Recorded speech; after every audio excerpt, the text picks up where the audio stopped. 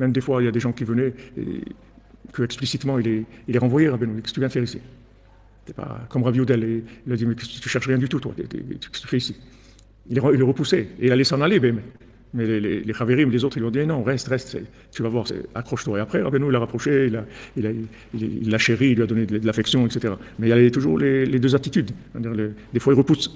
Quand le tzaddik il repousse, tu crois que ça y est, il t'aime pas, ou c'est la fin, ou tu n'es pas valable, tu commences à t'accuser, ou des choses. Mais c'est pas ça. C'est juste pour que tu cherches plus, c'est tout. Il n'y a que la recherche qui prouve la sincérité de la personne. C'est pas parce que dès qu'il y a une réussite, ça y est, c'est fini. Dès que tu vois, ça y est, il n'y a plus de recherche. Tout celui qui voit, c'est évident. Il n'y a pas pour que tu veux qu'il s'en aille. Il voit Hachem, il va rester. Il y a pas de... Mon cher Rabbeinu, il ne va pas partir. Il va dire à Hachem, ah non, je m'en vais. Il voit Hachem, il parle avec lui. Il ne veut pas qu'il s'en aille, c'est fini. Quand est-ce que c'est intéressant pour Hachem? C'est quand tu continues, alors que logiquement, il n'y a aucune raison de continuer. Et toi, tu continues. Dis-moi, comme Ruth, dis-moi, je reste avec toi. C'est vrai, il n'y a aucune raison. Mais moi, je reste avec toi, c'est tout.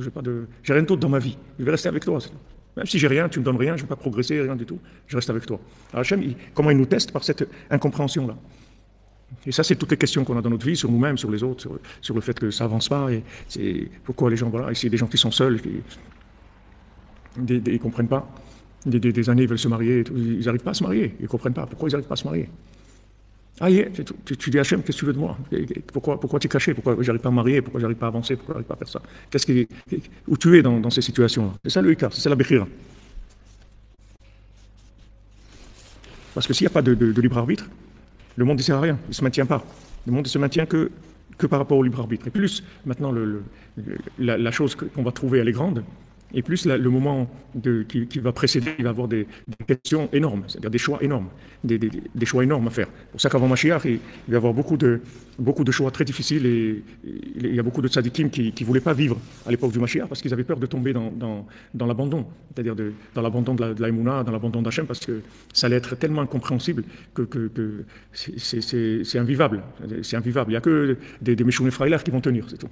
Mais tout celui qui va être dans la logique, il ne pourra pas tenir, parce que logiquement, ça sera intenable. C'est-à-dire que les situations, elles sont invivables. Il faut uniquement, eh bien justement, Adraba, Afalpiken, Meshouné Freiler, j'ai perdu le pouvoir, tout a l'air tellement obscur, tout a l'air tellement terrible, et moi je continue avec toi, Hachem, sans aucune raison, sans aucune raison. Il n'y a aucune raison.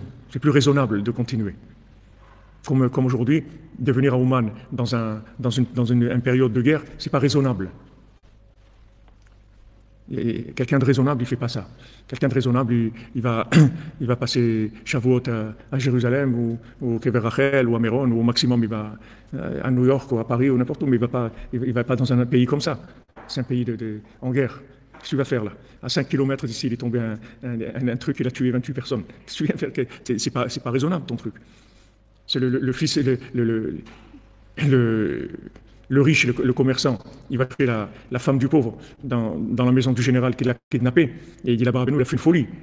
Qu'est-ce que tu vas dans la maison du général? Mais c'est sûr qu'ils vont t'attraper. Mais tu ne vas même pas rentrer. Ils vont te tuer avant que tu rentres. Et pourtant, il rentre, il n'y a personne qui le voit. Il va chercher la femme du général et il ressort et il s'en va. Et après seulement les autres ils se rendent compte qu'il s'est passé quelque chose et ils se mettent à le persécuter et voilà, ils se cachent entre les 7 points d'eau. Et en fin de compte, ils arrivent chez eux et de cette chose-là, il va sortir le Mashiach. Le Mashiach, il va sortir de ce couple-là qui est né d'un fou, de quelqu'un qui a fait une folie. Qu'est-ce que tu vas dans un pays en guerre? Mais tu es fou. Qu'est-ce que tu vas faire là-bas? Ben, je vais me chercher en fait à moi, parce que j'en ai marre de ne pas exister. J'en ai marre de faire semblant de vivre. J'en ai marre, je suis fatigué, je ne veux plus. De toute façon, je ne vis pas. Non, de toute façon, je ne vis pas. Comme il lui dit, le pauvre, il lui dit, toi, tu as de l'argent, un truc. Moi, j'ai rien du tout, j'ai que ma femme dans ma vie. Il m'a pris ma femme, il m'a tout pris, il n'a plus de raison de vivre. Il n'a rien du tout. Lui, il voit ça, il dit, mais on ne peut pas laisser quelqu'un comme ça. Il n'a aucune raison de vivre. C'est ça qui amène les gens. Tous les gens que tu as vus ici, je ne sais pas combien on était, 2000, tous ces gens-là, ils viennent parce qu'ils en ont marre de ne pas exister, c'est tout. Maintenant, tu as le tzaddik qui te dit, moi, je vais te donner la Torah, je vais te donner ta Torah, je vais te faire exister, je vais te dire qui tu es. Alors, ils viennent, c'est tout. Parce qu'en dehors de ça, il n'y a pas de vie. Pour les gens, c'est de la folie. Mais pour quelqu'un qui cherche, c'est pas de la folie, c'est au contraire. Quelle est la vie? Ruth, pourquoi elle va avec Naomi? Parce que qu'est-ce qu'il y a d'autre dans le monde? Si c'est pas Naomi, c'est quoi la vie alors? Qu'est-ce qu'elle va aller? Au lieu d'être une mendiante dans le champ de Boaz et tout, c'est une princesse. Elle vient d'un palais. Mais c'est un palais de quoi? C'est un palais de vide, il n'y a rien. C'est vrai que c'est un palais. C'est vrai, celui qui n'est pas venu à Shavuot à Ouman, il n'a pas entendu des sirènes, et il était à la synagogue de la Victoire, ou je sais pas, il a fait sa prière en chantant, et sécurisé par les policiers qui gardaient, et ça va, tout va bien, tranquille, on a kiffé la fête, etc. Mais il y a des gens, c'est pas ça qu'ils cherchent. Ils cherchent le côté sécurisé, c'est pas la sécurité qu'ils cherchent, c'est la vie qu'ils cherchent. C'est pas la sécurité. Ils cherchent la vie, et pour ça, ils prennent des risques, mais c'est pas des risques. La personne qui vient pas, c'est vrai qu'elle prend pas de risques, mais tu as fait quoi? Hein? Le but, c'est quoi? C'est ça. Voilà. C'est-à-dire que maintenant, ok, tu as fait de la simulation. Tu as fait la simulation de Shavuot, tu as fait la simulation de Rosh Hashanah. Comme Rabbi Nathan, et dans le monde entier, on dit Amelech, Amelech, le roi, le roi. Quel endroit où on couronne le roi? C'est à Ouman, à Rosh Hashanah. Partout, les gens disent le roi, le roi. Et où est la couronne du roi? Qui est-ce qui couronne le roi? C'est à Ouman, à Rosh Hashanah, c'est tout. C'est le seul endroit où on couronne le roi. Alors maintenant, c'est que de la émouna, il n'y a personne qui va t'amener des preuves. S'il y avait des preuves, les gens viendraient tous. Même avec tous les risques que ça représente, les gens viendraient quand même.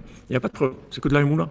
C'est le fruit d'une recherche, c'est le fruit d'une remise en question, c'est le fruit d'un ras-le-bol aussi de l'exil. T'en as marre parce que tu vis pas en fait. Ok, tout va bien, tout est super, tout baigne, et tout est géré, mais tu vis pas. À quoi ça sert? Tu sens pas que tu existes, tu sais même pas qui tu es. Un matin tu te lèves comme ça, un matin tu te lèves, tu te prends pour Napoléon, le lendemain tu te lèves, tu es Rabbi Akiva, tu sais pas qui tu es. Une fois tu prends une direction, des fois une autre direction. Ça c'est le Mamar Satoum, c'est ça le Mamar Satoum. Tu sais pas, tu vois rien.